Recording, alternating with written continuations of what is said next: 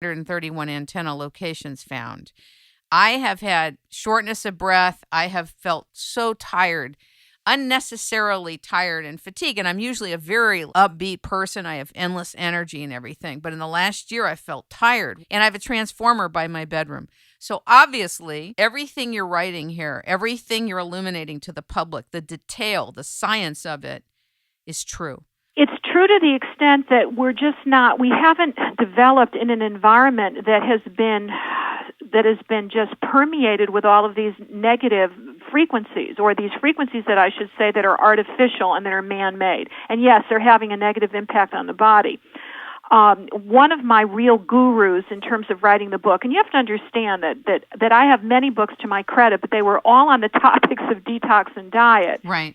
So this is a departure from what I've ever done, and the reason that I wrote the book was because of my own situation here where I developed a parotid gland tumor, which researchers then connected. I didn't know it many years ago when this thing just grew out of the side of my neck, but has been connected with the consistent use of a cell phone on one particular side of your head, which of course was where my little parotid gland tumor took root.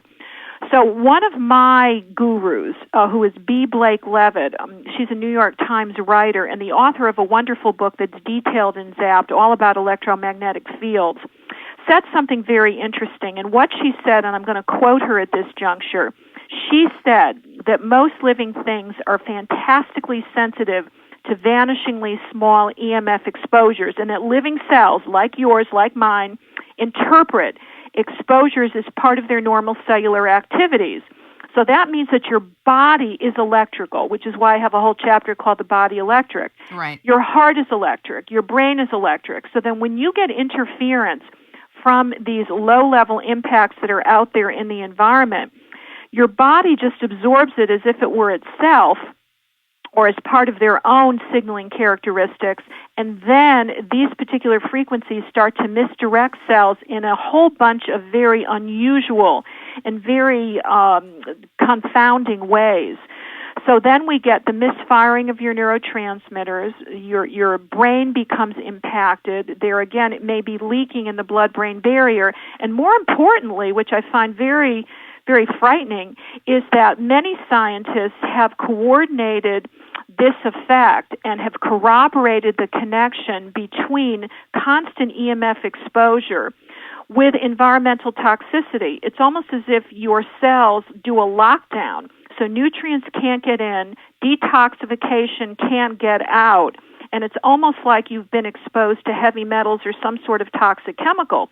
And the body also responds by producing biochemical stress proteins.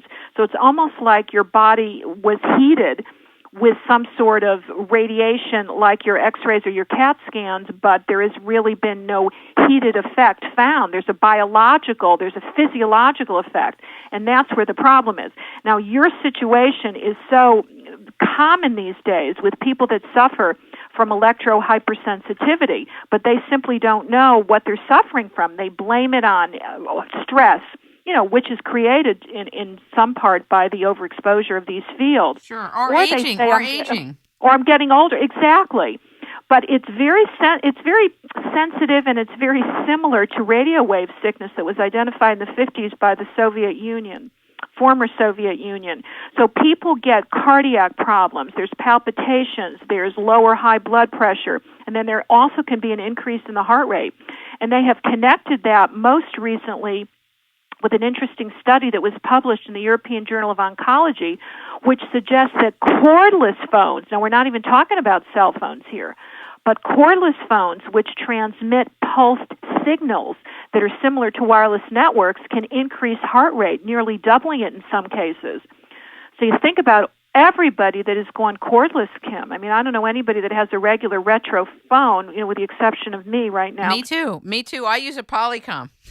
Well, I have an old-fashioned corded phone here, and I would suggest that if there's something that people can do, because this may seem very, very overwhelming for your listeners, the most important thing that you can do is to change up those cordless phones for a corded phone. It's one of the best ways to protect your system and the whole household for that matter, from these constant pulsating signals. It's not even the power of the signal, it's the pulsation of the signal that impacts the body on a biologically profound level. So cordless phones have to go, and if you do need them in the house at all, you have to keep them at least 4 rooms away from any human being. How do you like that? That's powerful. Let's talk about the fact that people keep cell phones in their pockets, in their purses. They sleep with them in their beds, some people have them 3 feet from where they're sleeping. Can we talk about that? Because the proximity of the cell phones, we know how many people have gotten cancer and have gotten tumors from being on the cell phone a lot. A friend of mine, formerly in the real estate business, has developed a cancerous tumor behind her nose, and she was on the cell phone 6-7 hours a day, sometimes longer than that, to do what she does. And it's hard to know like where these things come from, but I just noticed that people that are on their cell phones like this a lot have gotten sick. Other people have thyroid problems. Other people have autoimmune system function. But how about having cell phones in the bedrooms and people using them as like a second line or a primary line? You know, you bring up a very good question. You're seeing more and more of these very strange kinds of tumors. You're seeing a lot in the throat. You're seeing a lot with the tonsils, a lot of problems with ears and ear ringing. And many individuals who are exhibiting these types of disorders are those individuals that live on their cell phones because of their jobs or because they simply are very technologically savvy and live on cell phones. What I want to say here is it's just like in, the realty field here. It's location, location, location. The farther you are away from any of these devices, the healthier you're going to be. And when it comes to your cell phone, you really need to keep it at least 7 to 8 inches away from you. So it has a lot to do with location. But when it comes to your sleeping environment, and when it comes to your bedroom, and what you need to do to regenerate, rejuvenate, and make sure that your melatonin levels are sufficiently high so you can ward off cancer and other kinds of degenerative disease, you're going to want to keep as many electronics out of the bedroom as possible. And that would mean that it would be the safest place in the house to have really a wireless zone, and I really think we need a wire-free zone someplace in your living environment. And what I would tell everybody here is that if you, in fact, are using anything digital in that bedroom, replace it with an old-fashioned wind-up clock. That's number one. And one of the most helpful things that people can do, and just do it as an experiment, is you turn off the fuses at night that supply the bedroom. Some individuals even have this demand switch at the bedside to make it more convenient. But when you do that, you're not exposing your system to any kinds of fields, because it's not just coming from your communication devices, it's coming also from anything that's plugged in, any kind of electrical appliance. So you want to make that as electrically free, as normal to the natural environment as possible, and just give your body at least 6 to 7 or 8 hours of a reprieve, which it's not getting because there's constant exposure, and there's involuntary exposure to our children as well as to the elderly.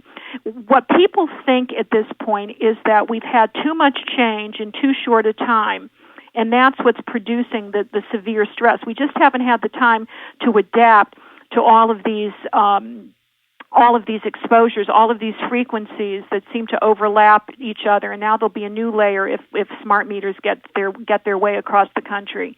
So the idea here is you want to keep your bedroom as peaceful, as harmonious, and simulates a natural environment that we all, emanated from, that we all grew up with. You think how you used to feel when you had your feet on the ground, directly into the ground, the healing energy of the earth. You want to approximate that kind of environment and experience in your bedroom. And you can do that by making very small changes. It's what I call my electronic feng shui that I go through in the book. That's great. Before you go into that, I noticed that you're a very big earthing advocate. Is that correct? I am, because I saw the difference in my blood before getting grounded. I just started using it. Sorry to interrupt you. I just started using it. Yeah, I am, because there are not a lot of ways that you're going to escape what's out there, to be quite honest with you. You certainly can do all the common sense and easy things that I tell you to do in terms of moving furniture and appliances, but you're also going to want to restore the body to its natural harmonious state. And there's something to be said about this whole concept of grounding. In other words, connecting yourself to the healing, negative